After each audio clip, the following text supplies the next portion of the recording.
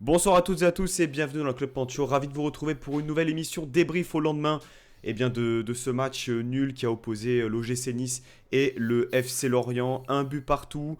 On va revenir naturellement sur ce match, parler également de l'actualité de l'OGC Nice avec ses deux sélections en équipe de France pour JC Todibo et Kefren Turam.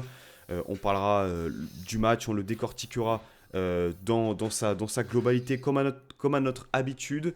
Et puis, on se projettera aussi. Alors, l'OGC Nice ne joue que dans une quinzaine de jours, mais le prochain match, c'est quand même un déplacement à Angers, suivi ensuite de la réception du PSG pour enchaîner sur l'Europe. On a hâte quand même d'y être. Mais place au match de ce soir. Pour m'accompagner, déjà, j'ai le plaisir d'accueillir Louraï qui fait son retour dans l'émission. Comment ça va, Louraï? Ça va très bien, salut à tous. Ça va très bien. Tu as rattrapé le match comme moi Ce euh, matin au café. c'est ça, c'est ça, c'est ça. Il fait également son retour dans l'émission, ça fait un petit moment qu'il n'était pas venu, c'est Flo, comment ça va Flo? Ben écoute, ça va, je commence à pousser le fil de Chaland, vu qu'à chaque fois que je viens, toujours pas une victoire. Et également le représentant l'orienté, alors il n'a pas de caméra comme vous le voyez sur le live, mais il est bien parmi nous en vocal, c'est Raph, alias Rafius sur Twitter, comment ça va Raph? Bonsoir à tous, bonsoir les gars. Bienvenue à toi, Ravi messieurs. d'être là et puis ouais. Eh bien écoute, ouais, excuse-moi, je t'ai coupé. Non, non, mais c'est ma première avec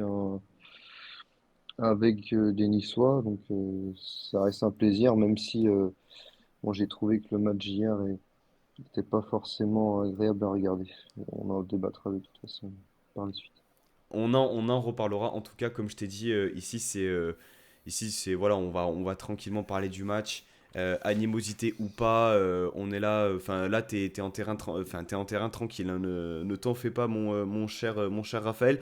Messieurs, pour attaquer cette émission, comme je l'ai dit, l'info et un peu la bonne nouvelle du côté de l'OGC Nice, c'est cette sélection en équipe de France pour Jean-Claire Todibo qui avait reçu une pré-convocation la semaine dernière et qui, à la faveur d'une cascade de blessures dans ce secteur de jeu-là, euh, Wesley Fofana notamment, qui l'a remplacé numériquement. On a eu aussi la blessure de William Saliba qui a été remplacé par Axel Disasi. Jean-Claire Todibo a été appelé, il accompagnera, ils sont déjà arrivés au château de Clairefontaine. Kefren Turam côté niçois, deux niçois en équipe de France. Je ne suis pas allé vérifier, c'est sans doute historique ou alors une première depuis. Alors si vous avez la stat, je suis preneur. Mais voilà, gros coup de projecteur sur l'OGC Nice, sur le projet sportif du club, récompensé par deux joueurs en qui le club a eu confiance, a su développer et a su monter à un niveau très intéressant, Louraï. Oui, ouais, bah, c'est clair. C'est un peu une consécration déjà pour Todibo, je pense qu'il est le plus méritant et depuis un moment. Un beau message pour Kefren Turam que lui envoie Didier Deschamps, l'air de rien. C'est que nous, on est conscient qu'il n'est pas au max de ce qu'il peut donner, mais malgré ça, il s'ouvre quand même les portes de l'équipe de France. Donc, c'est quand même un signal fort. Et c'est un signal fort pour les joueurs qu'on va convoiter, Mm. qu'on doit commencer, qu'on a, je pense, commencé à sonder et à scruter. Leur dire, les gars, vous venez jouer à Mm. Nice, voilà, en faisant de bonnes performances pour Todibo, sur un an et demi, on va dire. Mais sur Thuram, début de saison, ça a été très compliqué. Donc là, c'est sur son potentiel et sur ses 3-4 bons mois, super mois. Donc c'est un très beau signal et c'est encourageant même pour les autres, hein, au sein de l'effectif, de se dire ben, pourquoi pas. Comme l'a dit Louraï, Flo, l'OGC Nice montre aussi aux autres clubs et aux autres joueurs que ça peut être ce club un peu tremplin qui te permet justement de valoriser un joueur sportivement pour lui ouvrir les portes de l'équipe nationale. C'est positif pour le projet et puis pour les joueurs français aussi qui voient en Nice un club crédible dans ce sens-là. Ouais, mais ça prouve surtout qu'il n'y a plus d'excuses pour demander à partir de Nice par rapport à la sélection. On peut encore avoir des raisons au niveau sportif et s'il n'y a pas Coupe d'Europe en fin de saison. Mais déjà, l'argument équipe de France, on peut le barrer. Ensuite, c'est un peu dans la continuité d'Ineos qui, en fin de saison dernière, disait que le projet Ineos allait se baser à la base autour de Todibo, Thuram et un certain Amine. Mm. Amine préférant partir, aujourd'hui Amine n'est pas appelé en bleu et Thuram et Todibo le sont tous les deux. Donc peut-être aussi la preuve que parfois la continuité peut faire du bien. Pour Todibo, sélection totalement méritée. Pour Thuram, pour moi, c'était encore un peu tôt pour l'appeler, notamment. J'aurais préféré qu'il l'appelle la saison dernière à la place d'un Verretou ou d'un Guendouzi, où là, il méritait vraiment. Cette année, aux yeux de son irrégularité, pour moi, il ne méritait pas encore de suite l'équipe de France. Dans tous les cas, comme l'a dit Bouraï, c'est un grand talent et si ce n'est pas pour aujourd'hui, ce sera pour plus tard. Si je peux juste me permettre, Thuram, je pense que c'est surtout une question de profil. Je rejoins assez cet avis-là, et aussi le fait qu'il y ait peut-être moins de certitude dans ce secteur de jeu, peut-être avec moins de joueurs. Alors Tchouaméni a fait peut-être un peu son trou, mais il y a quand même énormément de blessures, énormément d'absents. Disons que le profil de Thuram, tu l'as, mais il a décidé de le mettre arrière-gauche, quoi. C'est vrai. Donc, voilà. C'est vrai.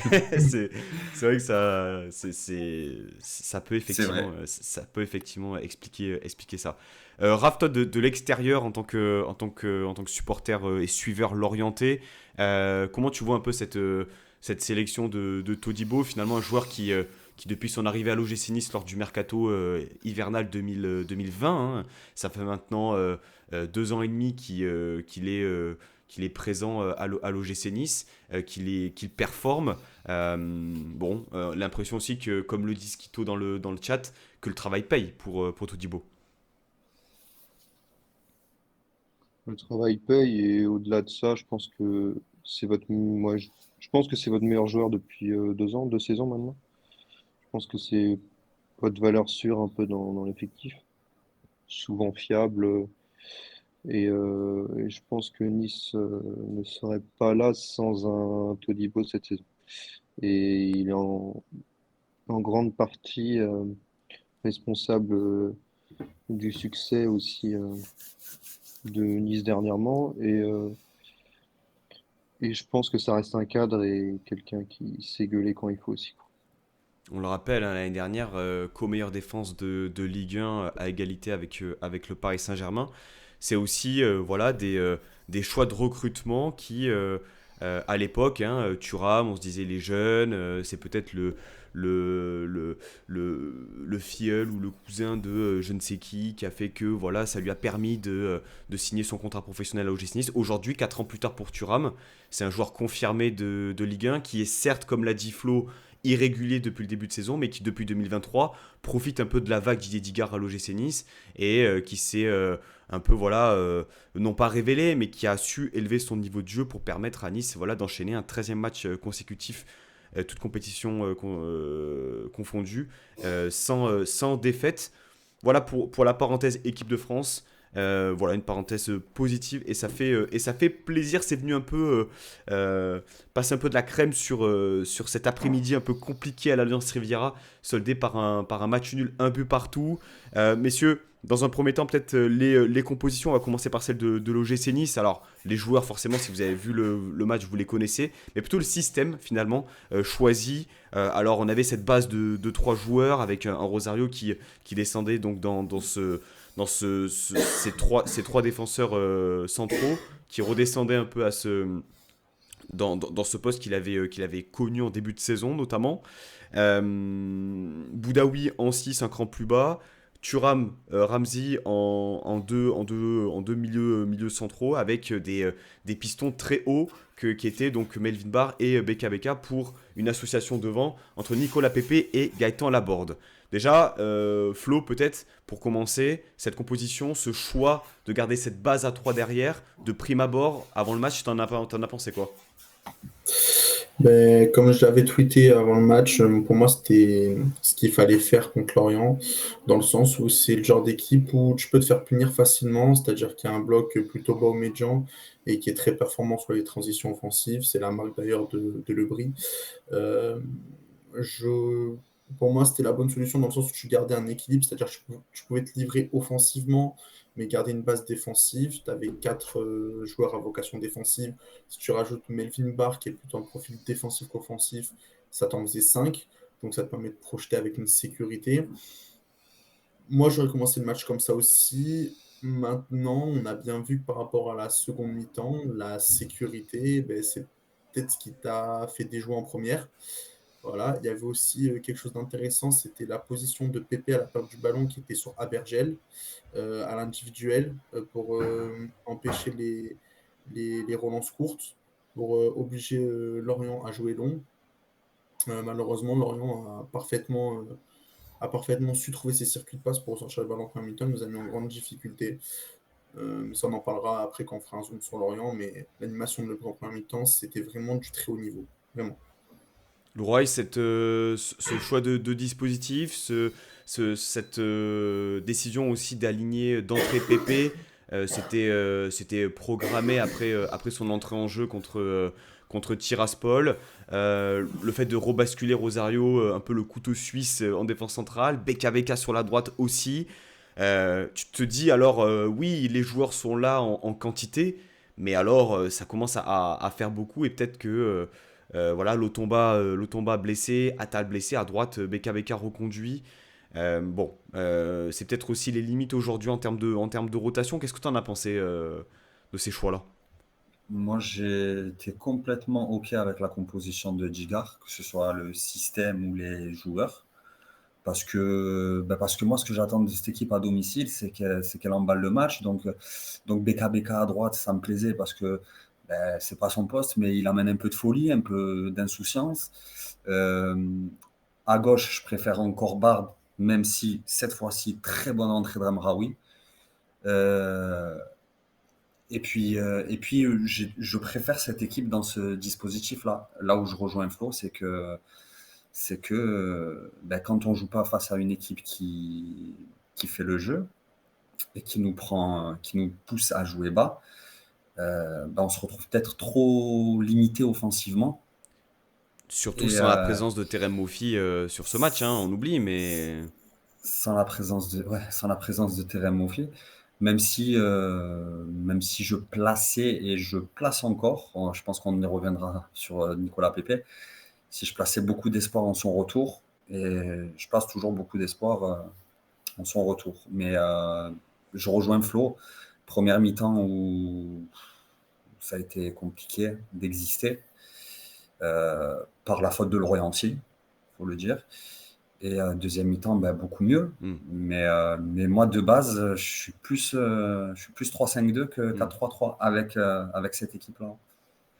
Du côté de Lorient, Raph, on était sur ce qui semblerait être au début du match un 4-1-4-1 choisi par Régis Lebris. Par rapport au choix des joueurs, on a vu un certain nombre de recrues qui étaient alignés. Plutôt cohérent ce choix-là du coach. Est-ce qu'il y a eu une adaptabilité, une adaptation, devrais-je dire plutôt par rapport à Nice. Quels ont été les choix du coach Lorienté? Absolument pas, dans le sens où le 80-80, c'est un système qu'il utilise depuis, je dirais, 2-3 semaines environ. Donc il voulait continuer dans cette lignée-là. Après, moi, je trouve ça dommage de continuer à mettre Enzo Lefebvre en 10, sachant que tous les Lorientais seront d'accord avec moi pour dire qu'Enzo Lefebvre n'est pas un 10, mais un 6-8. Donc à partir de là, je trouve que c'est plus compliqué dans notre jeu, et ça s'est vu encore hier, je dirais. Après, il veut absolument mettre Makengo parce qu'on l'a recruté 13 millions d'euros, donc il faut le mettre sur le terrain. Mais moi, je préfère jouer avec Ponceau en 10 et Enzo en 8. Bon, après, c'est un choix du coach. On joue en 4-1-4-1. Sur la première mi-temps, je trouve que. Alors, oui, on conserve bien le ballon.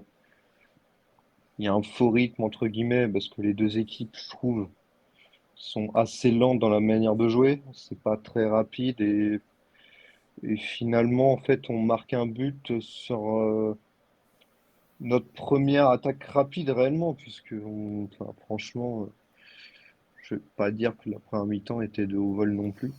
Hmm. Et j'avais plus l'impression que Nice était endormi, que nous, bah, on jouait, mais sans réellement prendre de risques non plus. Donc, bah, ils se sont fait punir sur une phase après un coup de pied arrêté où ils sont restés statiques, les défenseurs niçois. Donc, tant mieux pour nous, mais j'ai pas trouvé la première mi-temps terrible. Ouais, effectivement, cette première mi-temps qui a été, on va dire, équilibrée, avec des phases un peu de possession des deux côtés, mais avec très très peu d'occasions, comme tu l'as dit, Raph. Hein. Je crois que Meïté marque sur Sur l'incursion. ouais, la seule incursion, mais même est-ce que Nice cadre des frappes sur cette première mi-temps? J'ai pas le souvenir en fait d'arrêt déterminant de Mannone. Donc c'est ça aussi en fait, de manière générale, cette rencontre, il y a eu très très peu d'occasions. Il y a eu des situations, mais peu de situations, enfin concrètes, disons-le. Euh, Qu'est-ce que tu en as pensé toi, Flo, de cette première mi-temps? Bon, comme l'a dit Raph, assez peut-être stérile des deux côtés. Il y avait quand même du jeu. Peut-être un manque de vitesse dans les transitions côté de l'OGC Nice. Un manque voilà, d'énergie peut-être pour emballer le match. Alors, si je commence par Lorient déjà, j'ai trouvé les sorties de balles sur les circuits de passe de très haut niveau, vraiment. C'est pas pour mousser ou quoi. Moi, j'ai regardé pas mal de matchs de Lorient cette saison. Et en fait, moi, pour moi, ce qui a plus gêné Lorient, c'est que je pense qu'ils ne s'attendaient pas à avoir autant le ballon dans cette première mi-temps. C'est une équipe qui évolue d'habitude en transition, c'est la marque Lebris. Et là, vu qu'on avait une équipe de Nice qui ne se livrait pas tant que ça, et bien au final, à la récupération de balles, ils avaient la possession tout simplement. Euh, Ils devaient jouer en attaque placée.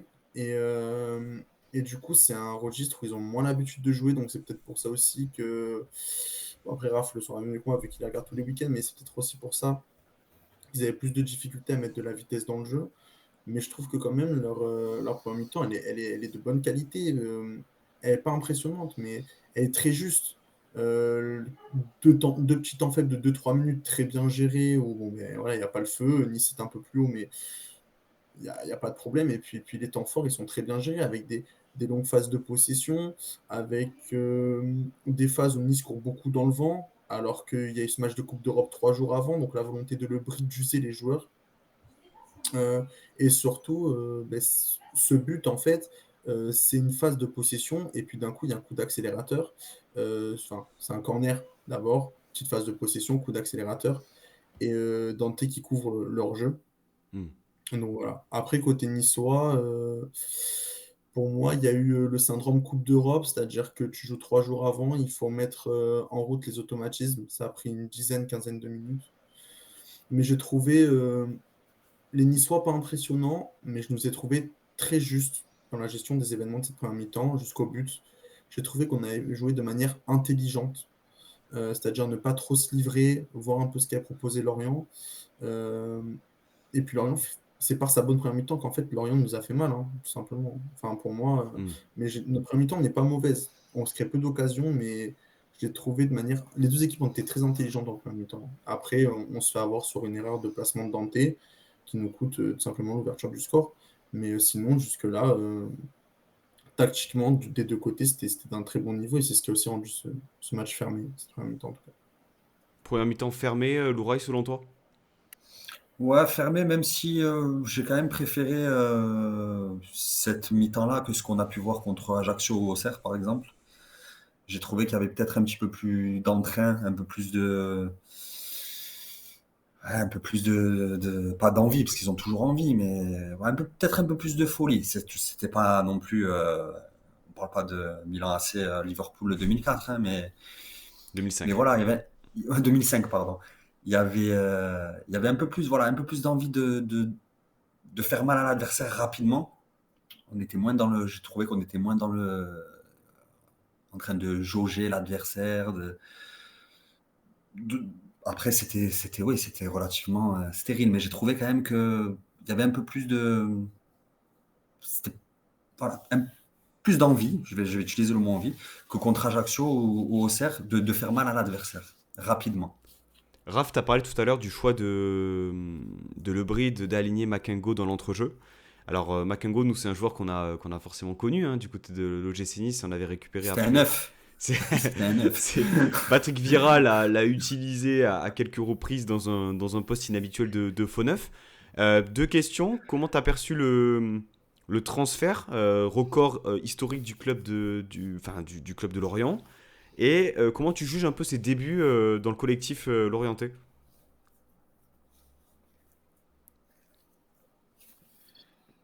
Alors déjà, pendant le mercato, on s'attendait pas vraiment à ce qu'ils viennent à l'heure parce que moi personnellement, j'avais pas eu d'écho et ils ont vraiment travaillé dans l'ombre sur le dossier quoi.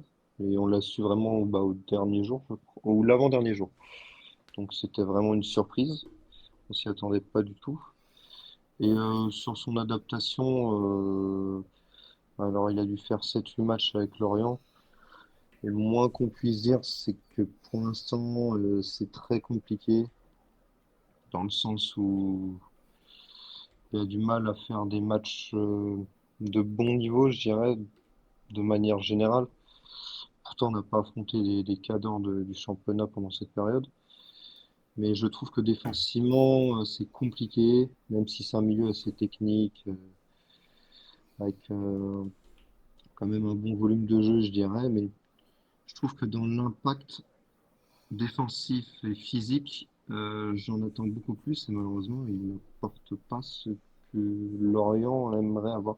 Et malheureusement, c'est un peu notre défaut, c'est que on est une équipe assez technique, beau jeu, mais physiquement, on tient pas la route et on le paye souvent contre des équipes un peu trop physiques. Ce que tu Et c'est dis, le ça cas me de fait penser au Nice. match aller finalement, Raph. C'est-à-dire une bonne prestation de Lorient et puis extinction des feux de mort 60e, 65e pour une victoire niçoise de buts à 1. C'est un mal récurrent du côté de Lorient.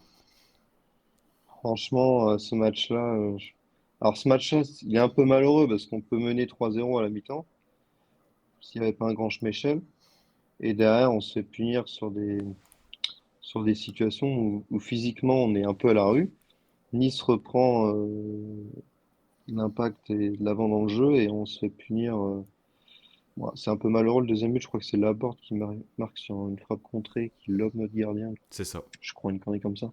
Mais dans l'ensemble, ouais, j'ai l'impression que dernièrement, et c'est assez récurrent, en première mi-temps, ça reste honnête sur nos performances, mais on en reparlera, mais les deuxièmes mi-temps, c'est très faiblard, quoi. Enfin, c'est triste à dire, mais ouais, on est une équipe de bas de tableau, je trouve, Voilà, sur nos c'est deuxièmes mi-temps, en sévère. tout cas.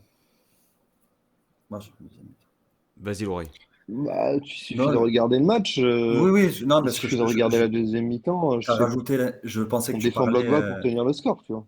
Oui, t'as rajouté pour la deuxième mi-temps. J'ai parlé avant que tu dises pour la deuxième mi-temps, quand tu disais une Ah, équipe de bas de tableau. après, si je peux me permettre, les autres matchs contre Auxerre, tu fais, bon, parce que tu es mené, mais tu fais une très grosse deuxième mi-temps. Hmm. Hier, enfin, oui, c'était hier. Oui. Hier, si en deuxième mi-temps, t'existes pas, c'est parce que sans prendre d'eau le FC Lorient, quoi, c'est juste que, y a une équipe qui en face t'est supérieure, je pense, en termes d'intensité, en tout cas depuis Gigard, et que t'arrivais pas à reprendre de l'oxygène, quoi. Je veux dire, en fait, je pense que les faits de match qui ont joué contre nous ont aussi joué au final contre ton équipe parce que nos joueurs, à la fin, ils étaient enragés sur chaque ballon, quoi. Il n'y avait plus de fatigue, il n'y avait plus rien. En fait, pour moi, celui qui nous a réveillés, c'est Ouais, Monsieur non, mais en Buquet. fait, je vais t'expliquer un truc. Je vais t'expliquer un truc, c'est que euh, tu m'aurais dit ça. Alors, oui, ok, l'aspect global, je pense que Nice a déjà une valeur marchande beaucoup plus grande et une équipe de plus haut vol sur le papier, ça c'est sûr. Après, c'est une situation qui est devenue commune pour Lorient, si tu veux. C'est que même contre des équipes moyennes, on se met à défendre et à jouer bloc bas pour tenir un résultat. Alors qu'il y a encore 4-5 mois en début de saison, si on mettait le deuxième, on allait le chercher le deuxième. Tu vois. Mm. Alors que là, dans les intentions, on propose pas grand-chose. Est-ce que tu aurais Et pu Après, au-delà de mal gérer ça, en c'est dans seconde, c'est les l'attitude, je trouve transitions, on va qu'on dire. manque. C'est les transitions que tu as mal géré en seconde, mais sinon, je trouve que le plan était pas mal de base. Ouais, mais c'est plus dans les attitudes. Après, je pense qu'on est sur une fin de cycle aussi à Lorient. Bon, notre effectif changera énormément Mm. cet été, comme Anis d'ailleurs. Mais voilà, de toute façon, on n'attend pas non plus un football spectacle depuis nos départs. Donc c'est pas un étonnement, si tu veux, la deuxième mi-temps de Lorient à Nice. Et on s'attendait clairement à ça, quoi. le style de jeu du FC Lorient, tu me corriges, hein, Raph, si je me trompe, mais était complètement adapté à Ouattara et Mofi, en plus, au niveau des transitions rapides offensives. Et j'ai l'impression que la perte de ces deux joueurs, c'est pas une impression, ça vous a fait quand même beaucoup de mal, le temps que Fèvre et Dieng, ça se mette en place. Oui, parce que statistiquement, déjà, c'était nos deux meilleurs joueurs. Après, disons que c'était des joueurs qui ont fait déjà toute la prépa avec nous. Donc, pour trouver des automatismes, c'est quand même beaucoup plus évident. Mon fils, ça fait 2-3 ans qu'il est là, 3 ans. Il connaît très bien Enzo, ils savent comment combiner. Avec Dango, ça s'entendait très bien aussi. Surtout qu'on perd aussi Lorienté cet été, qui était aussi un de nos meilleurs joueurs. Hmm. Donc ça commence à faire enfin, beaucoup, quoi. Littéralement, on perd nos trois meilleurs attaquants, quoi, en Ouais. 6 mois. Donc c'est très compliqué à partir de là. Après, sur les systèmes de Lebris, en soi, oui, bah, c'est une équipe qui joue bloc bas, qui n'a pas forcément la possession, mais par contre, qui va très bien utiliser le ballon quand elle a le ballon, quand elle a la possession. Et justement, c'est une équipe qui, ouais, je pense qu'on est une des équipes qui punit le mieux en Ligue 1, même si c'est un peu moins le cas dernièrement, mais par rapport à notre nombre d'occasions de but. Et bah, ça allait très vite vers l'avant, donc ce qui est un peu moins le cas avec Fèvre et Lebris qui sont quand même moins rapides. Mais, euh, mais ouais, avec beaucoup de technique au milieu, évidemment, pour Ouais, réaliser le tout ça, terrain, parce c'est qu'il faut avoir quand même ouais, voilà, un milieu assez technique pour réaliser vraiment ça. un beau milieu de terrain, Lorient. Mais là, pour te dire, c'est que bah, c'est beaucoup moins flamboyant et la plupart des équipes aussi se sont adaptées à notre style de jeu et s'attendent à qu'on joue comme ça. Et forcément, euh, sont préparés dans le sens où en début de saison, bon, les équipes n'étaient pas préparées forcément au style de Brice, quoi. Ok. Bon, la première mi-temps arrive à son terme. Lorient mène au score. Et là, le coaching de Digard, le changement de système, les sorties de Beka Beka et de Melvin Barr qui sort blessé. Rosario débute la seconde mi-temps à un poste inhabituel à l'OGC Nice, à celui de latéral droit. Brahimi rentre sur le côté gauche. Amraoui remplace donc Melvin Barr. Est-ce qu'on n'assisterait pas aussi à voilà, alors soit un désaveu du système employé en première mi-temps, ou soit une adaptabilité louraille de Didier Digard par rapport à la qualité de cette première mi-temps? Ben, l'adaptabilité, finalement, ça rejoint le désaveu, quelque part. Quand tu t'adaptes à quelque chose, c'est que, il y a un besoin et il y a quelque chose qui a mal été fait en amont, mal ou pas assez bien. Donc, pour moi, je vais voir le verre à moitié plein. Donc, je vais dire que c'est une adaptabilité de Didier Digard à la mi-temps. Flo, ce changement tactique et ce choix des hommes nécessaire à ce moment-là du match, qu'est-ce que tu en as trouvé? On a vu Brahimi rentrer justement pour apporter un peu de percussion, qui, à mon sens, a fait une bonne rentrée parce qu'il a tenté des choses que les autres n'ont pas tenté en première mi-temps, auteur de 3 ou 4 frappes dont cadrées, hein, dont une occasion assez importante en deuxième mi-temps où il cadre trop il ne cadre pas sa frappe. Qu'est-ce que tu en as pensé de ces choix-là, globalement, à la reprise de la seconde? Moi, je dirais pas un désaveu, je dirais juste que le but que met Lorient, ben forcément, il est obligé de te faire changer tes plans. Et puis, je trouvais qu'il manquait de la fraîcheur sur le terrain. Donc, du coup, il y a cette volonté aussi de réinjecter du sang neuf. Et il y a cette volonté aussi de passer un attaquant en plus parce que ça manquait de présence devant. Donc, pour moi, c'est plus un changement de système dans le sens, il y a que les ânes qui ne changent pas d'avis plutôt qu'un désaveu dans le sens le Brie a gagné la bataille tactique de la première mi-temps. Hmm. Par contre, là où ce qui m'énerve un peu, et j'espère que c'est la dernière fois que je vois ça, c'est le manque de courage de sortir Nicolas Pepe.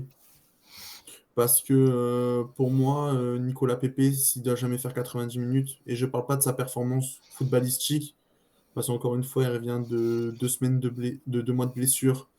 Et donc ça, ben, c'est normal. Ceux qui s'attendaient à le voir claquer un triplé et faire 12 passements de jambes, enfin, voilà, moi j'ai vu des tweets, c'était insensé, quoi.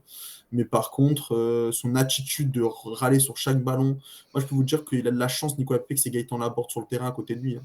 Parce que si c'est n'importe quel autre joueur qui a un peu plus de statut, un peu plus de standing, mais il se mange une pastèque dans la tête, hein, parce que c'est pas possible de râler sur chaque ballon qui n'est pas donné, rouspéter sur chaque ballon qui n'est pas donné. En plus, au vu de sa prestation, moi personnellement, je la ferais petite. Donc, moi, c'est plus l'attitude qui m'a dérangé. Et c'est pour ça que à la place de Gigard, après, je ne suis pas à la place de Gigard, mais à sa place à lui, je lui ai dit écoute, Coco, viens un peu t'asseoir avec moi, viens un peu dégonfler le melon. Parce que si tu es chez nous actuellement, c'est qu'Arsenal, tu n'as rien prouvé, mon pote. Et là, il va falloir dégonfler la petite tête parce que je l'ai vu très agacé quand il est rentré contre Tiraspol pour seulement 20 minutes. Il avait déjà la même attitude. Il T'étais nous au stade, refait la hein, même Flo, hein, attitude hier. on précise, hein, t'étais au stade, hein, donc Ouais, t'as les pu deux voir fois. des choses aussi, sentir des Les deux choses que nous fois. à la télé on n'a pas vu. Enfin, moi en tout cas, à la télé, j'ai pas saisi. Et là, ça fait 2 fois vraiment l'attitude, c'est pas possible et c'est pas digne d'un joueur professionnel. J'ai l'impression que c'était un joueur amateur qui faisait ses caprices. Enfin bref. Mais sinon, Brahimi, entrée très intéressante, j'ai beaucoup aimé.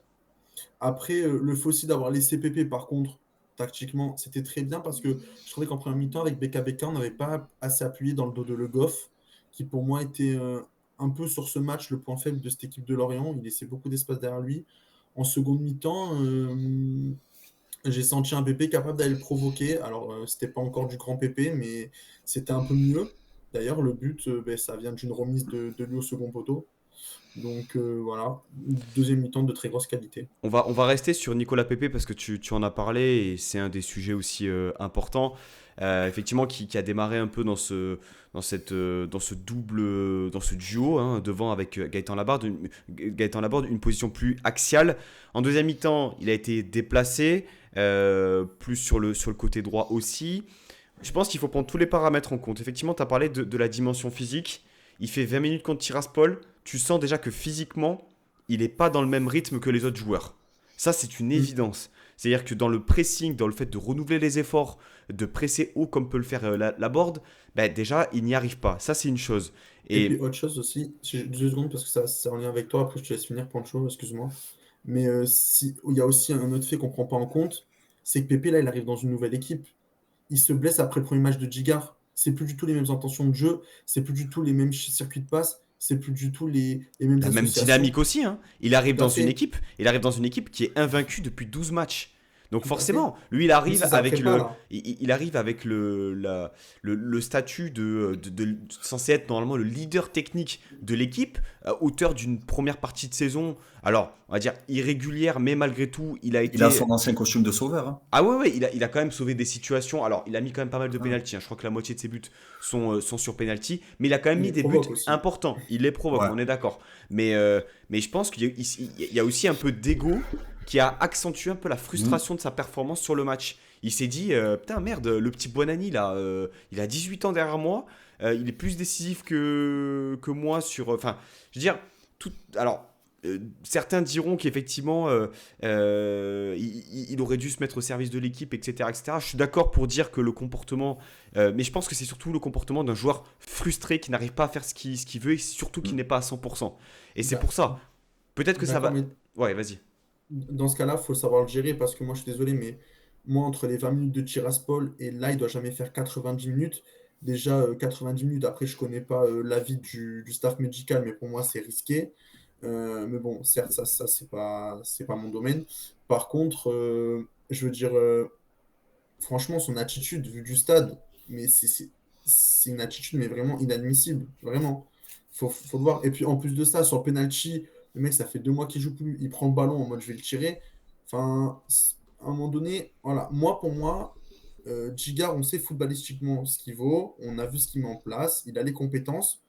Maintenant, s'il y a la compétence de savoir gérer un vestiaire, et attention à ce que Nicolas Pepe ne soit pas le feuilleton de la fin de saison niçoise en mode je fous le bordel, pas dans le vestiaire, mais avec mon attitude sur le terrain, je peux en irriter d'autres. Voilà. Parce que je fais le capricieux, je prends le ballon sur le penalty, je demande rien à personne. Euh, alors je fais un mauvais match en plus. Voilà quoi. Je fais mes Alors, 90 minutes. j'ai surtout l'impression, et Raph, tu pourras nous donner ton avis, que effectivement, il y a le risque qu'on soit sur un caprice de diva et que le mec puisse nous retourner le vestiaire. C'est une option et on espère que ce ne sera pas celle-ci qui va se passer. Par contre, on a vu que c'était un joueur qui, je pense, qui est très exigeant avec lui-même dans ses interviews, dans ce qu'il dit, etc. Il a clamé alors sa volonté peut-être d'être inclus dans le projet. Je pense que c'est réel. Maintenant, sur le match d'hier, je pense qu'il est juste aussi enfin, il ne montre pas qu'il a le niveau aujourd'hui qui est convaincant pour être titulaire au l'OGC Nice. Et pourquoi il fait 90 minutes? Pour moi, c'était pas prévu, mais c'est juste que tu gagnes pas ton match. Donc forcément, faire sortir Pépé, à ce moment-là, t'as Pas, pas non plus énormément de pas cartouches, sûr hein. que Bonani fasse une. S'il rentre sur le côté parce qu'il est rentré dans l'axe, mais pas sûr que si un Bonani rentre sur le côté, il fasse une plus mauvaise rentrée que le match de Pépé, hein. Bonani, il Après, est. c'est Edgar qui a eu raison, vu qu'il fait la remise. Oui. C'est lui qui fait la remise sur le but. Donc, Edgar a raison. Mais ce que je veux dire, c'est que. Enfin, voilà, moi, il y a des choses qui m'ont choqué. Et c'est peut-être pas contre lui-même qui râlait. J'ai l'impression que Laporte, c'est un peu sa tête de Turc. Enfin, très, très clairement. Il a de la chance d'être sur la board. Raph, toi de l'extérieur, par rapport à la performance de Nicolas Pepe, est-ce qu'on est dur avec lui? Qu'est-ce que tu as pensé de son match si tu as quelque chose à ajouter? Il fait un match plutôt moyen. Après, bon, il y avait une blessure. C'est pas sur ce type de match qu'on le jugera. Après, comme ce qui a été évoqué, c'est plutôt dans l'attitude. Je pense qu'il pourrait quand même mieux se comporter et il faudrait pas que ça énerve ses coéquipiers en attaque au milieu derrière, quoi. Parce que déjà que j'ai l'impression que c'est un joueur assez solitaire, qui a envie de finir les actions un peu seul, malheureusement, alors qu'il pourrait faire quand même plus de passes dans le jeu, ce qui serait donc quand même, je pense, beaucoup plus bénéfique. Mais après, ça reste une plus-value pour Nice, donc compliqué à dire, mais je pense qu'il servira comme dans cette fin de saison, malgré son caractère un peu compliqué à gérer. Après, on a vu quand même beaucoup Ça reste un de. très bon joueur. On a vu quand même beaucoup d'agacement, alors effectivement lié à différents faits de jeu qui ont fait que exacerber un peu ce sentiment-là, mais très rapidement, je sais pas ce que vous en avez pensé, mais Digard, 12-13e minute, à être plutôt agressif, dire dans ses revendications. Alors, je ne suis pas en train de dire que c'est lui qui a fait que le match s'est passé comme ça n'a pas aidé forcément, mais voilà, on a vu une équipe même, voilà, peut-être par moments un peu impatiente, par moments. Alors, ça a pu les mobiliser pour aller chercher l'égalisation, mais bon, le climat n'était pas forcément sain, Laura. Qu'est-ce que tu en as pensé? Alors, je sais pas s'il y avait des antécédents entre Djigar et cet arbitre, Hmm. précisément. Mais j'ai senti Djigar aussi assez tendu rapidement. Alors, l'avantage d'avoir vu les commentaires de tout le monde avant de regarder le match, c'est que j'ai pu porter attention sur ce qui a été reproché hier. Par exemple, Pépé qui râle beaucoup, je l'aurais certainement pas vu. Vu que j'ai vu que ça écrit hier, effectivement, dès qu'il ne recevait pas le ballon ou qu'une passe était ratée ou quoi, je regardais Pépé et il a raison, Flo, les bras en l'air et je tends la jambe, style de shooter dans un truc qui n'existe pas. Et Djigar, pour revenir à Djigar, je fais une petite parenthèse. Euh, effectivement, je l'ai trouvé rapidement tendu. Alors, est-ce que il a vu le match avant qu'il se déroule, les difficultés, enfin, surtout sur la première mi-temps, les difficultés, le mal qu'on aurait à avoir encore à être dangereux? Est-ce que il a demandé d'entrer, d'être à l'image de la seconde période qu'on a fait et qu'il a vu que ben, bis repetita, un petit peu, pas en dedans, mais en difficulté, même si moi j'y reviens, j'ai trouvé que c'était quand même mieux que contre Auxerre et Ajaccio.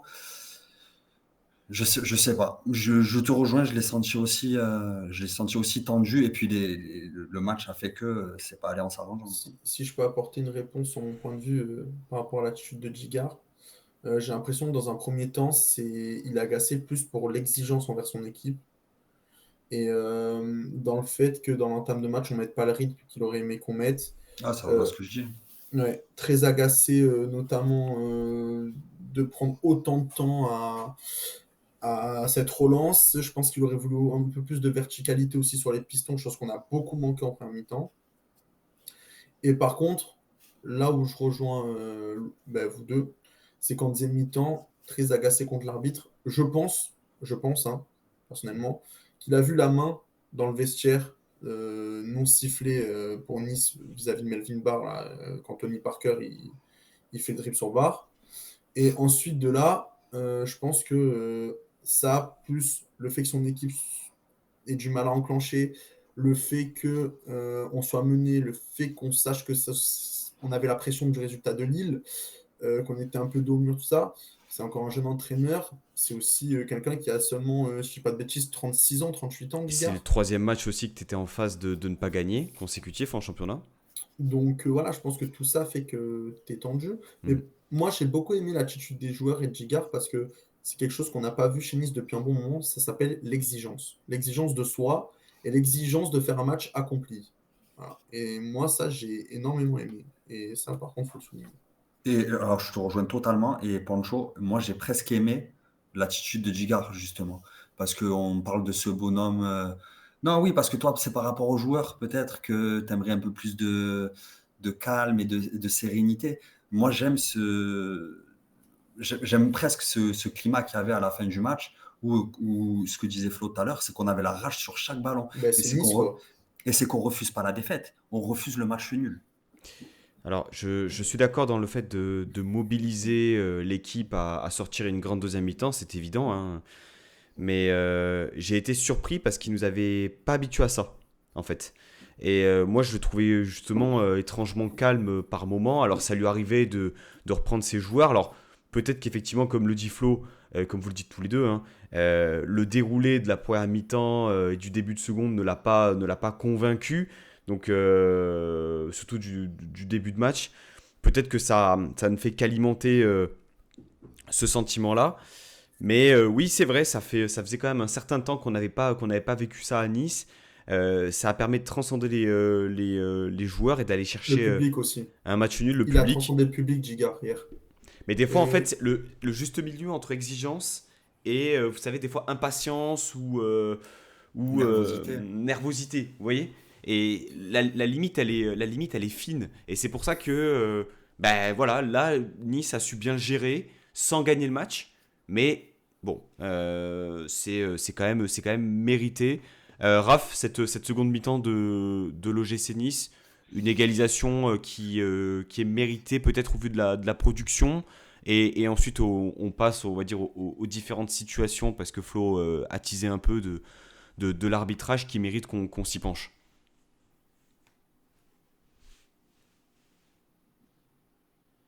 Non, bah, moi, je m'attendais à l'égalisation. Parce que au bout d'un moment, quand tu recules pendant une demi-heure, 40 minutes, bah forcément, tu craques au bout d'un moment.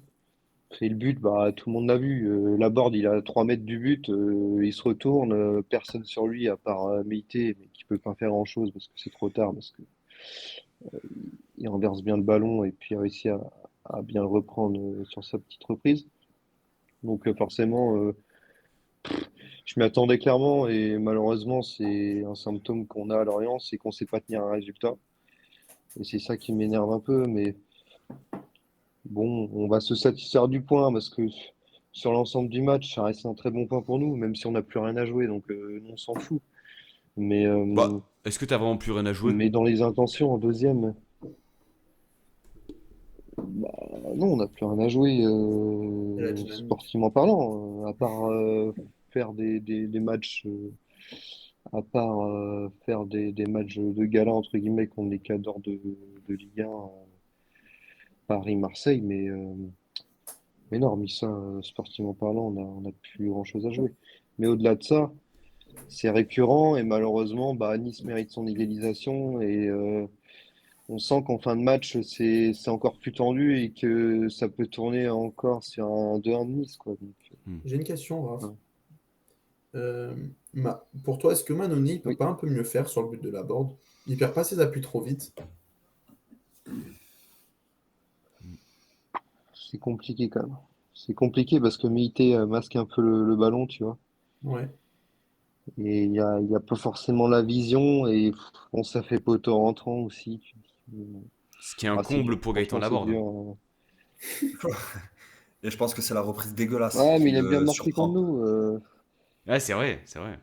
Il marque souvent contre nous et même quand il était à Rennes, il marquait souvent. Et, J'aimerais juste faire une petite il remarque aime pour bien toi, là. si, Hein. si possible, sur Dante. 30 secondes. Mais je trouve Dante, pour moi, Dante, ça fait 4-5 matchs que. Alors, je sais pas pourquoi il est dans le 11 type de la Ligue 1 ce week-end, parce que le but, pour moi, il est pour lui, dans son alignement. Bon, après, il y a une succession d'erreurs, mais avec l'expérience qu'il a, il ne doit jamais couvrir leur jeu. Et ça fait 3-4 matchs, je sais pas comment vous le trouvez, mais je le trouve, à part le match contre Tiraspol, où j'ai trouvé très bien, mais ça fait 3-4 matchs de championnat où je le trouve beaucoup moins bien. Contre Nantes, d'un peu, il nous coûte encore des points avec ce penalty assez bête sur Ludovic Blas. Fautif aussi sur le deuxième but, au même titre que Tolisso, que Todibo. Ensuite, contre Auxerre, ben, le but qu'on prend, il est pour lui. Enfin, pour moi, Dante faisait une très bonne saison, mais là, j'ai l'impression que c'est Todibo qui rend Dante acceptable quoi, sur ses prestations. Je sais pas ce que vous en pensez de votre côté. Au niveau des relances aussi, je le trouve beaucoup plus de déchets. Je trouve des ballons perdus bêtement. Je vais me permettre de te répondre pour commencer. Si on parle de la dynamique du moment, effectivement, Dante sort pas des grands matchs, je suis d'accord avec toi. Par contre, le match qui sort hier, pour moi, il est très correct. Pourquoi? Parce qu'effectivement, il y a une erreur d'alignement. Alors, honnêtement, j'ai été bien attentif sur le replay que j'ai regardé tout à l'heure. Effectivement, il y a une série d'erreurs qui font que Nice encaisse ce but à ce moment-là, un relâchement et puis une qualité technique aussi. Hein. Parce que tu as quand même ce 1-2 entre Lefebvre et Romain Fèvre, cette finition. Mais il incarne aussi en deuxième mi-temps le moment où Nice est dans un temps fort. Il réalise 3-4 interventions défensives dans les 20 dernières minutes, 10-15 dernières minutes C'est vrai. décisives. Il est à l'initiative du but aussi. C'est lui qui lance le ballon sur Pépé. Donc écoute, moi, ça m'a pas perturbé sur ce match-là. Tu vois, je me suis pas dit, ah putain, Dante, il est Non, vraiment dans le dur je en te ce parle moment. plus sur la série des derniers matchs. Ouais, bah écoute, sur la série, on va dire qu'elle est plutôt négative. Du moins, il nous a pas habitués à ces standards-là de performance. Par contre, sur le match de Lorient, honnêtement, il fait Puis, son match, quoi. il y a aussi une image qui m'a interpellé, Louraï, peut-être que tu l'as vu aussi. C'est au moment où, tu sais, il y a la reprise de la board et il y a cette main, bon, au final, où il n'y a pas pénalty, hein. Mais sur Mhm. la sortie de balle qui suit, il la joue rapidement, quoi. Et Mhm. d'ailleurs, Gigard pète les plombs sur Dante, lui met une grosse gueulante, parce que du coup, ben, en jouant ses touches aussi rapidement, ben, tu n'as plus accès à la VAR. Et ça, c'est des erreurs, Mhm. pour moi, comment dire? C'est un Dante. Moi, je trouve Dante, C'est du manque de vis. ouais, Ouais, il c'est est moins ça, là, c'est quoi. ça, Je le c'est trouve ça, moins c'est manque là. de vis. Ouais, mais c'est lui qui doit en avoir le plus, là, à C'est ce pas parce qu'il moment-là. a de l'expérience qu'il a cette sensibilité-là. Enfin, je veux dire, moi, je pense Voilà. que leur volonté, c'est surtout de gagner par le jeu et non pas par Moi, c'est- j'aime bien l'équipe qui a du caractère, j'aime bien l'équipe qui y va, mais alors si c'est une équipe revendicatrice trop revendicatrice, moi ça me plaît pas, tu vois, parce que ça annihile totalement le jeu, et moi j'ai pas envie qu'on joue nos matchs Non, mais c'est un sur fait des faits de jeu, quoi. important. T'es mené 1-0, c'est un moment important, je trouve. Après, enfin, dans un match, tu utilises un peu tous les avantages que tu peux avoir dans le contexte. Ça, je veux dire, ça reste un match où ça joue à des petits détails, c'est un match important. Je sais pas, moi, c'est des choses comme ça où ça me paraît. Je sais Hmm. pas mais, si mais je suis ça a denté d'accord. un peu moins bien, je trouve, c'était un mi-temps. Enfin, moi, je l'ai trouvé mieux hier, si je peux revenir Oui, sur oui, Dante. hier, oui, c'est vrai. Je l'ai trouvé mieux. Et même à un moment donné, il y a un ballon dans la profondeur. Je sais pas qui c'est l'orienté qui part. Diarra, Ponceau, je crois, peut-être. non? C'est Ponceau, il me Ponceau, semble. un des deux. Il a 1 mètre de retard, Dante. L'autre, il rame pas, hein. Il y va. Et il le rattrape, il tacle. Et on récupère le 6 mètres. C'est Bon, vrai. ça m'a assez étonné de la part de Dante. Et pour revenir à ce que tu disais, la touche jouée très vite, je suis d'accord avec Pancho sur le côté j'ai envie de gagner par le jeu, je préfère gagner par le jeu. Par contre, sur des situations comme ça, on ne peut pas dire que c'est qu'on râle fréquemment. Là, sur toutes les situations, on a le droit de râler et de demander au moins une VAR, d'attendre, de ne pas jouer la touche rapidement. Ramsey, il râle. Hmm. Ramsey, c'est quelqu'un qui râle. Il a ce vice. Donc, plus quelqu'un comme lui, à la limite, qui va voir Et, l'arbitre, et l'utilisation de surveiller. Vichy, sa gestion du jeu, du temps de jeu, vous en pensez quoi, Poncho? Alors là, on sort un peu du match parce que Viti, globalement, on va dire, c'est compliqué, des blessures récurrentes. Romain nous disait la semaine dernière que apparemment il avait du mal à récupérer de ses blessures physiquement, tu vois. Donc Ok. ça doit pas faciliter, l'inclusion. Aussi là, purement humain, mais il était très proche de Ilié. On le voyait souvent dans le Zap Gym avec Ilié qui est parti en prêt. Donc toutes ces choses-là aussi ont fait que bah, tu récupères un joueur qui a du mal à être performant, qui rentre un peu par défaut lors du dernier match parce qu'il y a une cascade de blessures. Mais je pense qu'il aura peut-être ces quelques minutes à défendre. Et il va falloir qu'il réponde présent. De toute manière, il fonctionne comme ça, Jigar, hein. Que t'aies pas joué pendant 6 mois comme Becca ou pas, si tu fais des belles performances aux entraînements, tu montres que tu as l'envie de jouer, tu joueras, hein, pour Vichy. J'avais une question à Raph. On va passer sur le sujet un peu arbitrage. Raph, pour toi, objectivement, si on enlève tout clubisme, il y a combien de pénaltys qui auraient dû être sifflés pour l'OGC Nice?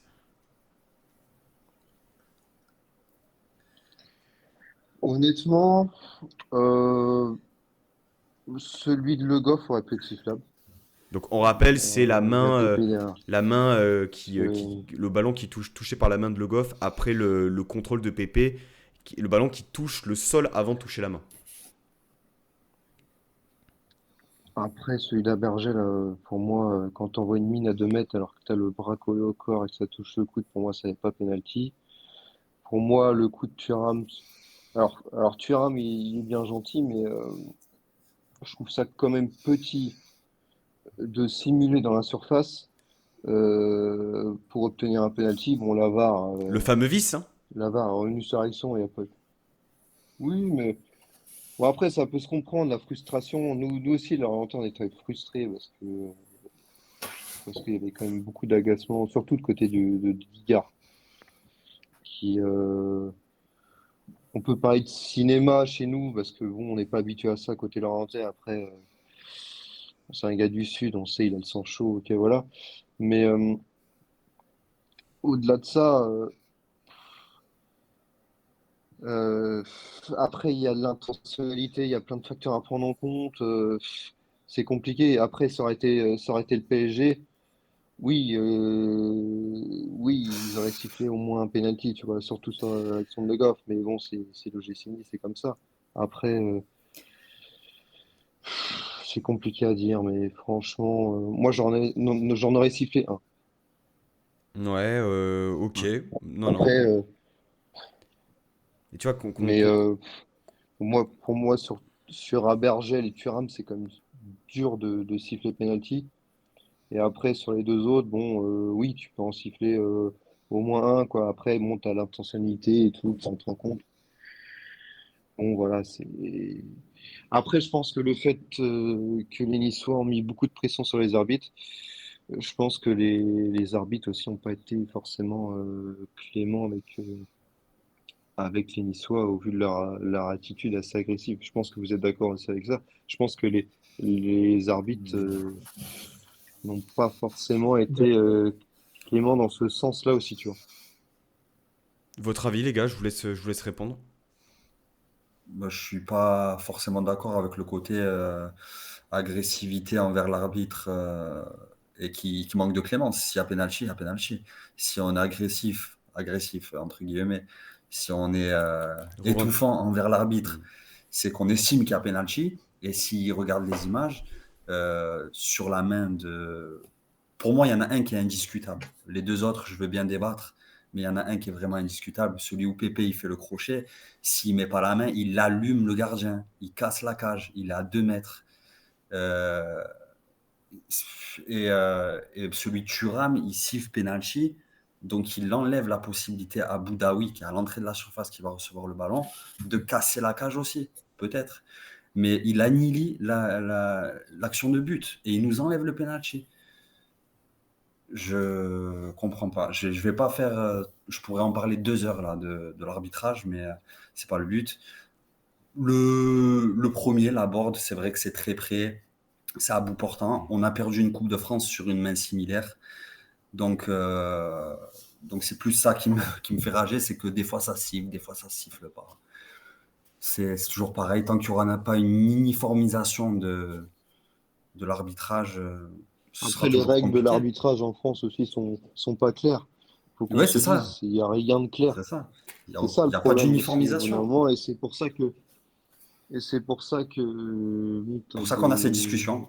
ce type de fait sur chaque match, en fait. Mais bon, nous, enfin, chaque équipe, en fait, le truc, c'est que chaque équipe est victime de plusieurs faits, comment dire, C'est le pas, contraire. pas avantageux. Malheureusement, nous aussi, on a suivi franchement des matchs. On se dit, mais putain, comment il n'y a pas pénalty, comment. Mais pour moi, Après, là, là, tu as oui, moi, subi j'aurais aussi donné au moins l'arbitrage, pénalty hein. pour Nice. Pour moi, Raph, tu as Mais subi l'arbitrage parce que moi, excusez-moi, mais avec une attitude comme ça, de la part du joueur arbitral, tu mets aussi en danger les joueurs orientés. Je suis désolé. Parce que excusez-moi, mais si on reprend les faits, il y a la faute sur Melvin Barr en première mi-temps, comme l'a dit Pancho tout à l'heure, je ne sais plus si c'était en on ou en off, où tu parles la faute de Silva aussi, voilà, du découpage en sur fin de Melvin match, hein, Barr. où il y a rouge. Mais d'ailleurs, alors on a inscrit Gor Silva à l'UFC, donc j'espère qu'il rentrera. Parce que son high kick est dans la tête, là, il est sympathique. Je pense qu'il y a des compétences aussi pour rentrer à l'UFC. Mais non, honnêtement, en fait, le fait qu'il y ait beaucoup de tension dans le match et, euh, et que l'arbitrage aussi n'a pas été forcément à la hauteur sur toutes les situations et qu'en plus, je trouve, ralenti le jeu puisque c'était forcément haché. Euh, Bah, ça fait que le match n'était pas forcément agréable à suivre et moi je suis trouvé chiant même au bout d'un moment. Mais Moi, bon, moi, je veux bien qu'on ouais, parle chaque équipe de toute façon. je veux bien qu'on parle d'intentionnalité ou pas d'intentionnalité. Mais lorsque, à la 38e minute, tu mets pas John sur le tag de Melvin Barr, lorsque, sur la frappe de la board, il n'y a pas pénalty, je suis tout à fait d'accord. Tu- Il voulait checker avant que Dante joue la touche rapidement, il allait la checker. Derrière, tu as un contrôle suivi d'un dribble de la main dans la surface de réparation sur une relance lorientaise en fin de première mi-temps.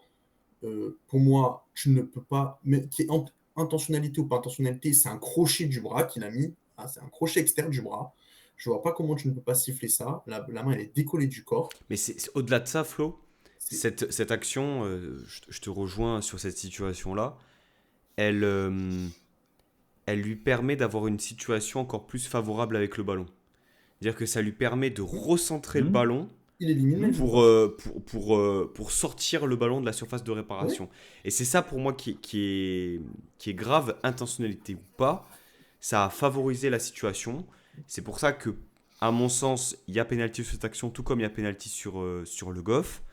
Euh, il y a eu des situations et des prises de décision qui ont été questionnantes. Après, je suis d'accord que ça ait pu jouer sur la frustration globale, sur l'animosité autour du match, le fait que les Même dans joueurs... le stade, j'avais de l'animosité. Je veux dire qu'en deuxième mi-temps, moi je suis désolé, la première, il se passe ça. En seconde, il y a la main de Le Goff. Moi, je suis désolé, je la vois du deuxième anneau du stade. Mais vraiment, hein, je la vois du deuxième anneau du stade. Moi, je veux bien qu'on me parle d'intentionnalité, de toutes les règles qu'il y a autour des mains, que ça peut être de temps en temps, comment dire, interprétation, pas interprétation. Je veux dire, là, je suis désolé, si tu ne siffles pas la main de Le Goff, tu autorises une règle à deux gardiens, quoi. À un moment donné, il faut arrêter. Et puis derrière, sur Thuram, il sait très bien qu'il n'y a pas faute.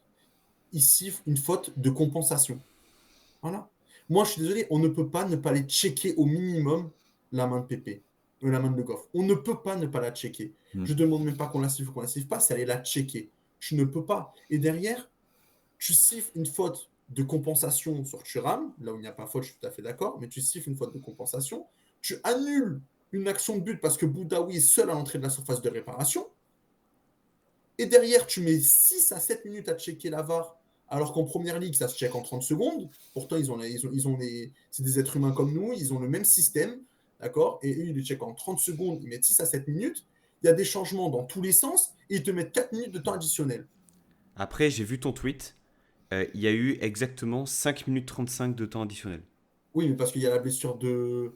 Il y a la blessure de Amraoui. Amraoui. Et mais c'est pas la blessure de Amraoui, mais moi je suis désolé, c'est un temps additionnel, il doit être au moins de 8 minutes, mais vraiment, Ouais. entre le check de la VAR, la blessure d'Amraoui dans le temps additionnel, tu rajoutes les changements, parce que les deux coachs ont fait leurs 5 changements de chaque côté, mais ça doit être 8 minutes de temps additionnel. J'en ai vu 13 à Toulouse.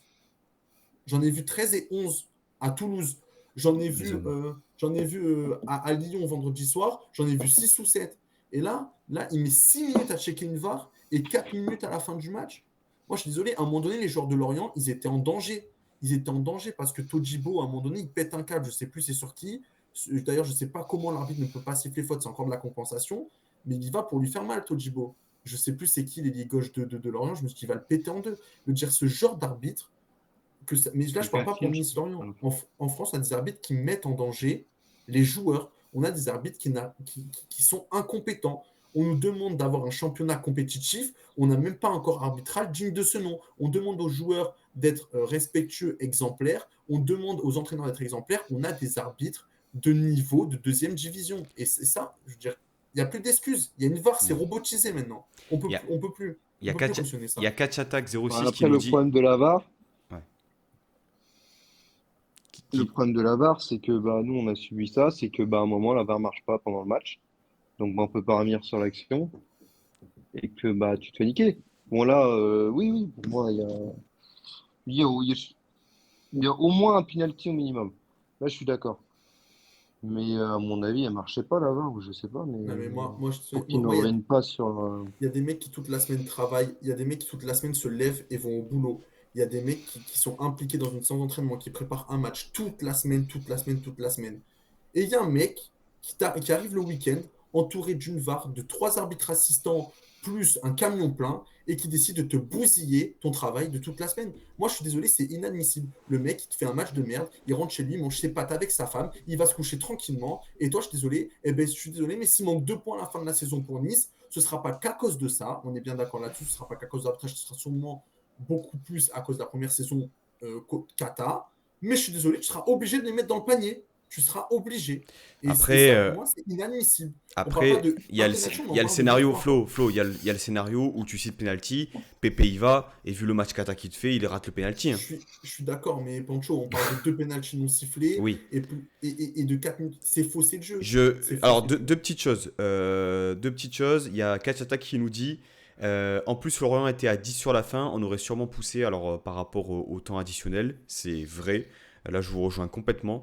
Et je vous rejoins aussi, alors je ne sais plus si c'est Flo ou Louraï, c'est Flo qui tu disais ça. On a un niveau de championnat, je trouve, globalement, là où il y a un peu plus des forces entre les équipes. On a des projets de jeu qui sont ambitieux, on prend du plaisir en regardant la Ligue 1, honnêtement. C'est le cas. Là, depuis que Digard a été intronisé, j'ai pas le souvenir qu'il y ait eu des dingueries. Parce que forcément, on gagnait, ou alors on avait des résultats positifs. Mais là, c'est vrai que quand ça ne va pas en notre faveur, on n'en aurait pas parlé, je pense, si, s'il y avait eu ce deuxième but et on aurait gagné le match. Tu vois, c'est ça aussi. Je suis pas d'accord. Tu vois, moi, j'accepte une erreur comme à Lyon, où il n'y a pas pénalty sur la casette, mais tu siffles pénalty sur la casette. Une erreur, c'est humain, ça arrive. Là, c'est une multitude d'erreurs dans un match, une multitude d'incohérences. Pourquoi tu checkes une action? Pourquoi tu checkes pas l'autre? Pourquoi comment tu peux mettre 4 minutes de temps additionnel? Hmm. Comment tu peux mettre ça? Mais franchement, on aurait pu gagner 5-1 le match, j'en aurais parlé. Parce que c'est pas la première fois qu'en France on voit ça. Là, c'est même pas le cas de Nice. C'est le cas du niveau de notre championnat. On pleure parce qu'on dit qu'en championnat, en Coupe d'Europe, notre championnat, il est ridicule. Mais au lieu de parler des clubs, ça, il faut déjà professionnaliser notre championnat à tous les niveaux. Moi, je suis désolé, actuellement, on a 3-4 arbitres, et je mets Frappard dedans, je n'ai pas peur de la citer, qui sont du niveau amateur. Ouais, bon, après Voilà. ça, ils sont aussi régis par des règles qui sont peut-être perfectibles. Nissardetta nous dit si on parle autant de l'arbitrage, c'est qu'on fait pas le taf sur le terrain.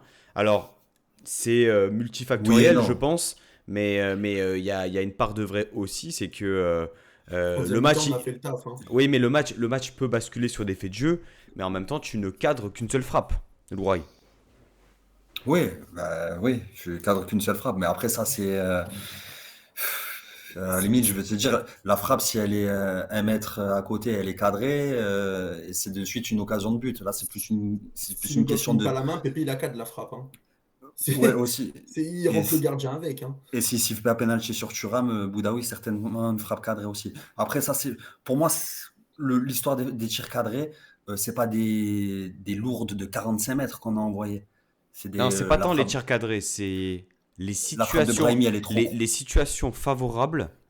Pour moi, il y a très très peu de situations favorables. Il y a le but forcément, il y a et la frappe de Brahimi. La frappe de Brahimi en deuxième mi-temps, il est bien 2 frappes positionné. de Brahimi quand même, hein. Ouais. Ouais, il Une en a devant, une tenté, je devant. crois, trois de mémoire. Mais Il y en a vraiment, il deux y a qui celle sont. où il rentre où il est dans la surface, où il est un peu sur son côté gauche et qui veut la croiser. Pour moi, c'est Mhm. vraiment une situation où il Oui, doit mais mieux faire. alors dans ce cas-là, il y a aussi la situation où Thuram ne frappe pas, c'est pas compté comme une frappe, mais il tente la reprise de volée, il est dans la surface de réparation, il se déchire complet. Je sais pas si vous voyez quand il y a le Oui, cafouillage dans la oui, surface en Hmm. seconde. oui. Ouais. Tu vois, on peut en mettre plein des situations. En deuxième mi-temps, je suis désolé, par rapport aux situations qu'on a, si on est réaliste devant le but, on doit en mettre 2 ou 3. Hmm. Donc, C'est... pour moi, le taf sur le terrain en deuxième mi-temps, ouais, il est fait. Hmm. Il est fait. Il y a Thuram qui frappe aussi 2 fois, c'est contré par une jambe, un dos Puis à l'entrée de la l'intensité. surface. Ramsey. Il y a- C'est on normal parle de que quand tu mets l'arbitre, autant on parle de d'intensité, tu l'arbitrage l'intensité. parce que c'est une multitude d'incohérences, comme dit. Hmm. Le micro, t'as coupé T'as ton coupé micro, ton Louré. micro. Ça- après, ça se siffle pas. Les jeunes fans de corps. Ouais, chacun se fera son propre Ouais. avis, mais là, je suis complètement d'accord avec Nissardetta d'habitude. Quand on se réfugie derrière l'arbitrage, c'est qu'en général, on veut pas voir ce qu'il y avait sous nos yeux. Mais là, pour moi, on se réfugie pas là. Hmm. Mais Non, en non, toute honnêteté, mais si ça avait été côté l'orienté, j'aurais fait la même remarque. Pour moi, c'est vraiment, c'est pas normal. c'est multifactoriel aussi. Messieurs, parenthèse arbitrage terminé, s'il vous plaît. Euh, petite question, voilà. Est-ce qu'il y a un joueur, un fait de jeu, une performance que vous souhaitez peut-être mettre en avant? On va commencer par toi, Raph. Peut-être côté l'orienté, un joueur, je ne vais pas te demander tes tops et tes flops, mais quelque chose que tu souhaiterais peut-être mettre en avant positivement et négativement.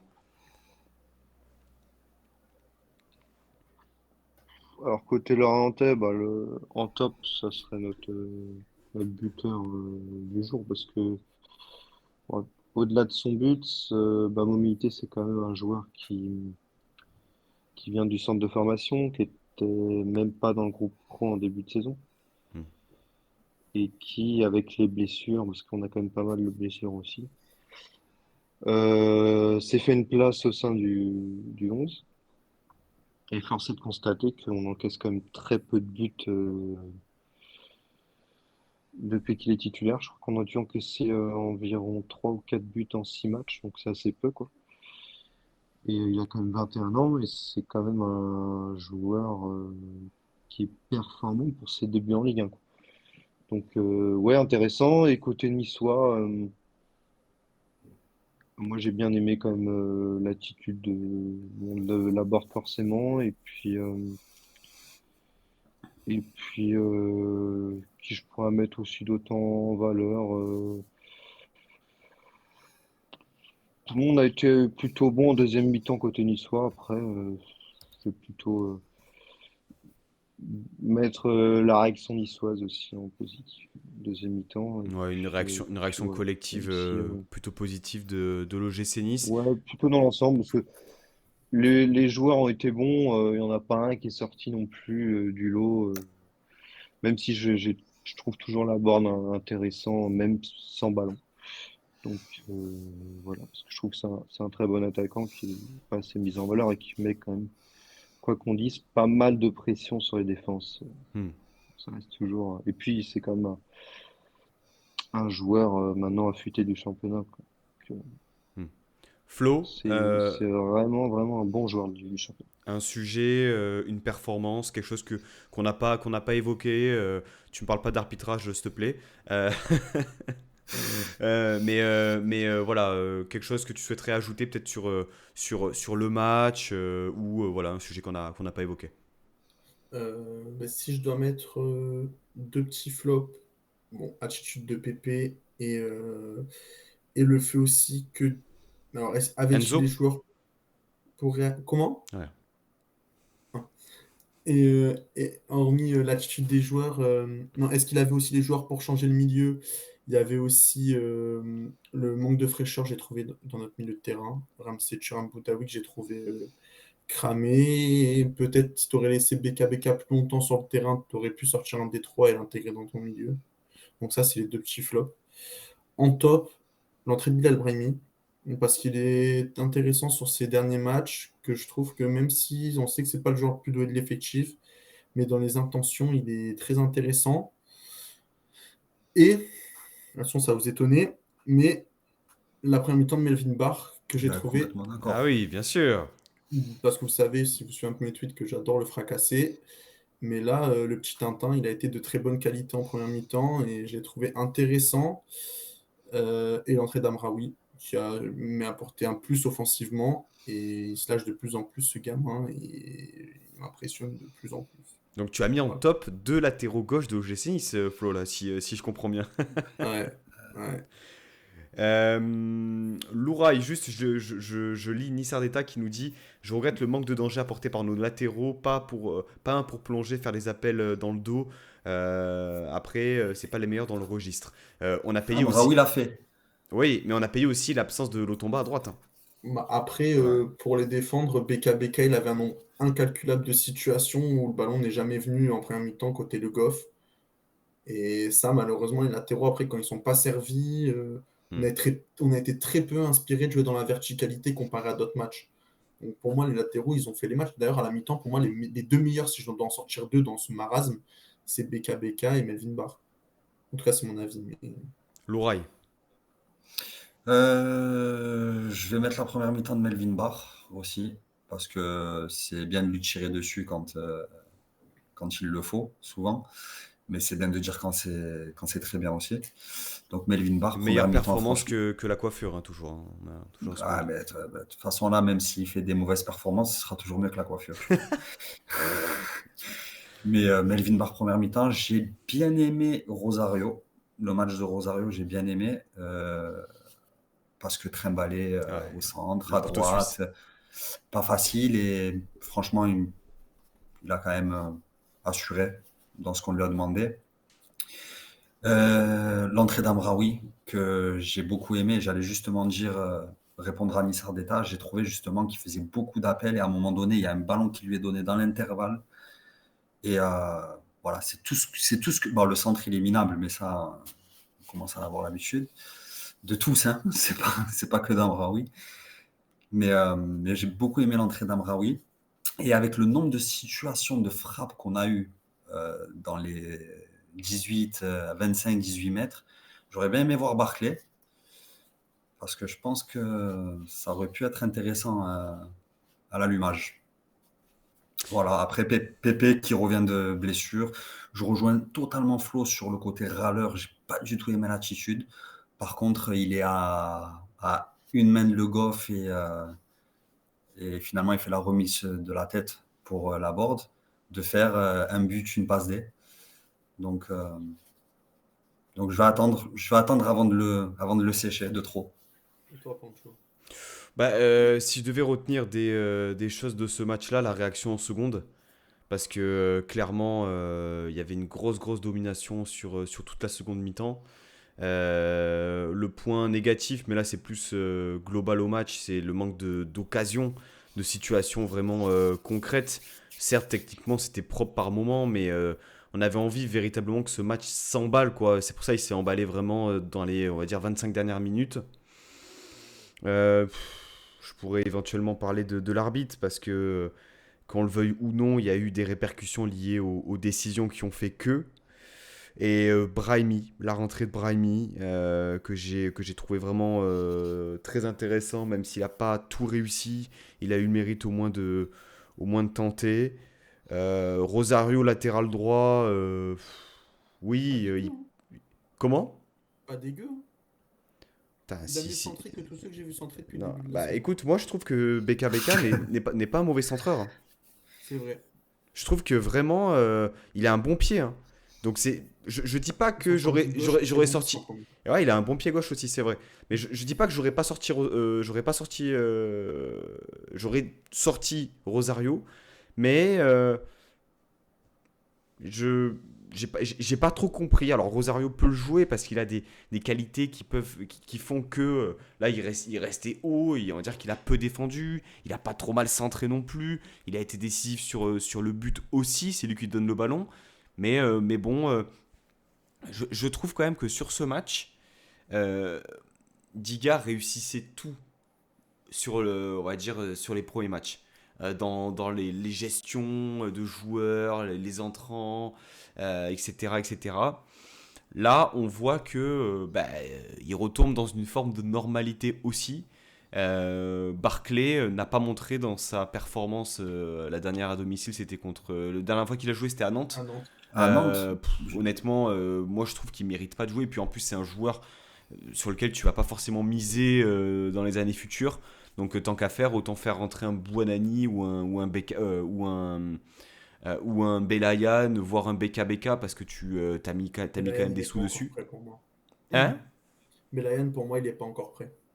Écoute, je sais pas, mais dans un match comme ça, avec son profil, le fait qu'il soit petit, technique, etc., je dis pas qu'il aurait changé quelque chose, mais ça m'aurait pas choqué. Bon, après, Berkeley n'est pas rentré non plus, mais ça m'aurait pas choqué de le voir. Un peu dans l'esprit Auxerre, tu vois. Seulement, Auxerre, ça n'avait pas mais du tout fonctionné. je te rejoins, Pancho, bien que Barclay, je ne l'ai pas trouvé si horrible que ça à Nantes. Mais Pouah, Oh, le paquet de camel, il dépasse de la poche, hein, mais Loraï, non, hein. mais il est cuit physiquement. Il est cuit physiquement. Mais le nombre de ballons que tu as à l'entrée des 18 mètres sur ce match-là, hier sur la deuxième mi-temps, deux frappes, il les envoie. Je me La, mets deux mains à couper. la seule plus-value qui, pour moi, t'apporte Barclay, c'est les Les corners. coups de pied arrêtés, ouais, aussi. C'est C'est vrai. la seule chose. Je peux Euh, faire un petit prono avant que tu coupes. Ouais, vas-y. Je l'aurais entendu ici en premier. l'OGC Nice jouera la Coupe d'Europe l'année prochaine grâce à la Coupe d'Europe. Aïe, aïe, aïe. Il Ah rejoint, ouais. il rejoint le cercle fermé des personnes qui vont écouter. Il y a 15 jours de trêve, il y a Angers qui arrive, on aura le temps effectivement de Je se peux faire un projeter. prono, Pancho, 2 secondes. Vas-y. Thuram buteur en sélection. Ah, il va jouer pour toi? Ah ouais, mais là tu Ouais. triches, ça peut être Marcus, t'as pas dit le prénom. Non, Kefren Thuram buteur en sélection. Écoutez, on va suivre ça attentivement. On se retrouve bien dans une quinzaine de jours, bien le lendemain sans doute du match à Angers. Premier match au stade cette saison, donc très content. Est-ce qu'on Euh, va les relancer? Aïe, aïe, aïe, aïe, aïe. Troisième victoire, dont 2 contre Nice. Arrête. Le Dijon d'il y a À quelques manger années. le match. Bon. C'est à Raymond Kopa pour l'un des tout derniers matchs de Ligue 1, en Ligue 1 d'Angers. Ça ne change pas grand-chose. Normalement, ils sont au fond du trou, les pauvres. C'est bien ça le problème. Ils sont jamais C'est ça en fait, hein, c'est Tu que connais pas l'OGC Nice, hein. l'année où Dijon fait 20e, Si, je connais l'OGC Nice parce que ils ont gagné le match aller à Nice. Bon, sur un fait malheureux aussi, puisque Ah. Et Todibo Todibo est va rouge. rencontrer Angers pour la première fois de la Mais, saison. mais Todibo peut avoir de nouveau un carton rouge contre Angers. On va quand même Si espérer. les étoiles s'alignent pour Angers. On va quand même espérer une victoire. On aura Mais le temps. normalement, c'est une victoire. On aura le temps d'y revenir. On fera aussi une émission spéciale, un peu de présentation du FC Bâle pour la Coupe d'Europe. Un grand merci au chat ce soir qui a été pas mal présent. Et puis un grand merci surtout à vous trois, les gars, pour votre participation à cette émission. L'émission, elle est à retrouver en replay sur YouTube dans la soirée. D'ici là, écoutez, prenez soin de vous. Bonne semaine à vous. Et puis Issa Nissa. Issa Nissa, bonne semaine. Ciao, ciao. Ciao, ciao. Bye, au revoir. Merci pour l'invite.